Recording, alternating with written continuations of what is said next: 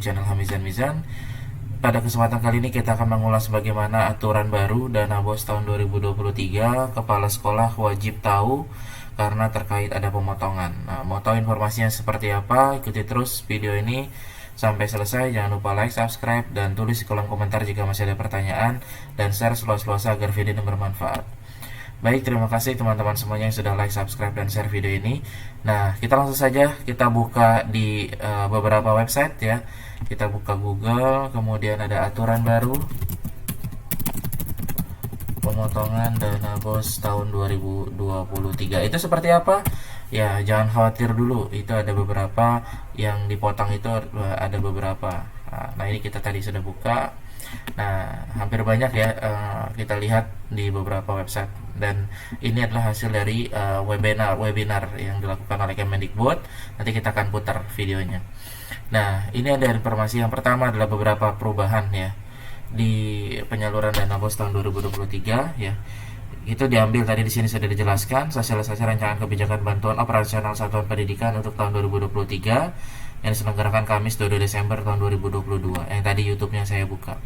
Oke, ada beberapa perubahan. Kita langsung saja kepada intinya dari webinar tersebut. Adalah yang pertama yang harus kita ketahui, baik itu kepala sekolah ya, rekan-rekan kepala sekolah itu harus mengetahui. Yang pertama adalah kenaikan jumlah dana BOS tahun 2023. Sini disebutkan tentang adanya kenaikan jumlah dana BOS tahun 2023 yang diumumkan pemerintah yang sebesar 0,5% dari tahun sebelumnya. Nah, nanti kita ulas di videonya.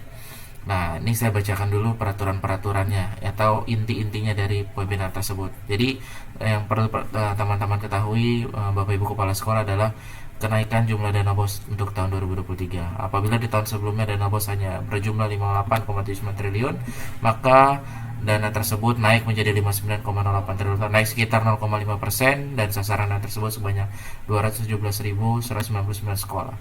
Yang kedua adalah perubahannya mekanisme penyaluran dana BOS, di mana pada tahun 2022 itu dibagi menjadi 3 tahap ya. Kita sama-sama ketahui penyaluran dana BOS itu dibagi menjadi 3 tahap. Yang pertama adalah di bulan Januari sebesar 30%, sekitar bulan April itu 40%, dan terakhir atau tahap 3 di bulan September sekitar 30%.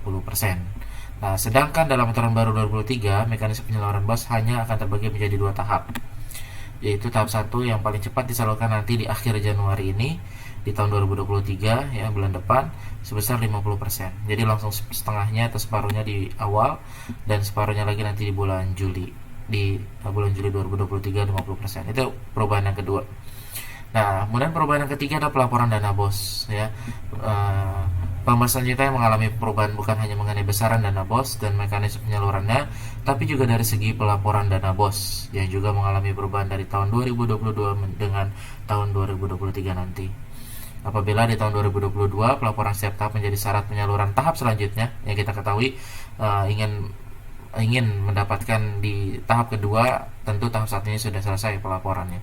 Seperti yang mana di layar teman-teman bisa baca, Bapak Ibu semuanya, laporan tahap 1 menjadi syarat penyaluran tahap 3 di tahun berkenan. Nah, laporan tahap 2 menjadi syarat penyaluran tahap 1 tahun berikutnya. Laporan tahap 3 menjadi syarat penyaluran tahap 2 tahun berikutnya.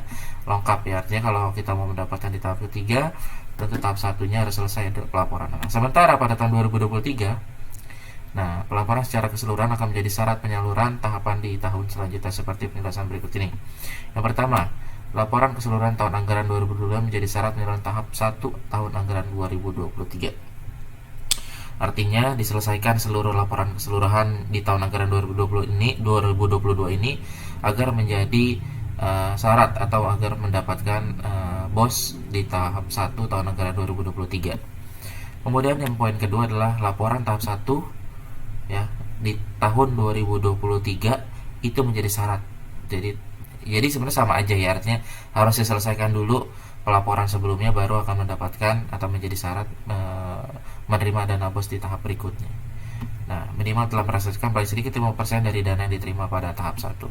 Nah, itu peraturan ketiga, perubahan yang ketiga. Perubahan yang keempat adalah tentang jalur pelaporan dana BOS. Pembahasan berikutnya adalah tentang jalur pelaporan dana BOS atau bantuan operasional sekolah. Apabila kita melihat jalur pelaporan dana BOS tahun 2022, pelaporan dana BOS masih menggunakan dua jalur, yaitu BOS dan kemdikbud.go.id atau aplikasi RKAS yang disediakan oleh Kemendikbudristek. Nah, sementara di tahun 2003 nanti akan menggunakan satu jalur saja melalui aplikasi RKAS yang disediakan oleh Kemendikbud. Oke, seperti apa? Kita lihat.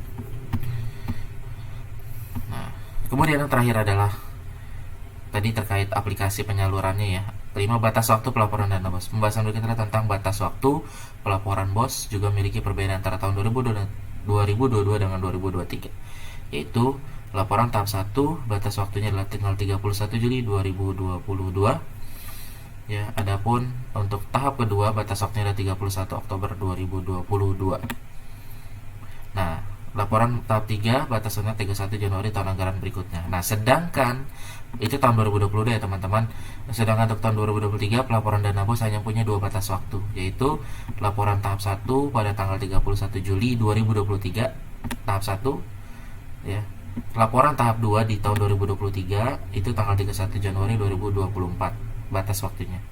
Nah, ini yang menjadi yang viral ya, menjadi viral adalah terkait pemotongan. Nah, lalu yang menjadi catatan dan perlu diwaspadai dalam peraturan baru terkait skema pemotongan bagi sekolah yang terlambat menyampaikan laporan akan diberlakukan potongan antara 2% hingga 4%. Sama seperti tahun sebelumnya, penyaluran dana BOS tahun anggaran 2023 akan dijalankan dengan memperhitungkan sisa dana dari tahun anggaran sebelumnya. Jadi dipastikan teman-teman diselesaikan, dihabiskan ya sesuai sudah direncanakan. Kemudian itu.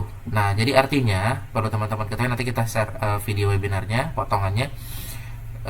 Artinya pemotongan ini 2 hingga 4%, artinya bagi teman-teman yang terlambat pelaporannya. Oke, kita ikuti ya. Jadi poin-poin yang tadi saya sampaikan di website ini adalah berdasarkan dari sini. Oke. Nah, ini terkait. Nah, ini juga saya kira yang ada perubahan. Jadi mulai tahun 2023 penyaluran dana BOSP, yaitu baik dari dulu BOS yang untuk SD, SMP, SMA, SMK dan SLB, dan juga PAUD, termasuk juga kesetaraan, itu semuanya akan dilaksanakan 2 kali. Jadi kalau BOS kemarin masih 3 kali per 4 bulan, mulai tahun 2023 besok itu disalurkan 2 kali. Jadi 50%, 50%. Nah, nanti di jumlahnya akan berubah. Jadi Bapak Ibu akan menerima, tentunya sekali menerimanya akan lebih besar ya. Kalau SMA menerima misalnya siswanya 1.000 akan menerima minimal 1,5 miliar gitu. Dulunya akan menerima 30%-nya, 40%, 30%. Nanti akan izin penyelenggaraan, kemudian mengupdate datanya. Updating data di paling akhir 31 Agustus tahun berjalan.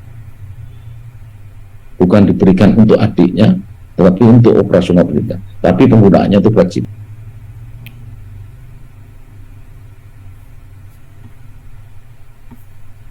Oke, demikian teman-teman video singkat dari kami, mudah-mudahan bermanfaat. Terima kasih, jangan lupa like, subscribe, tulis kolom komentar, dan jangan lupa share seluas-luasnya agar video ini bermanfaat untuk rekan-rekan kepala sekolah, rekan-rekan pendidik, dan lain sebagainya. Mudah-mudahan bermanfaat.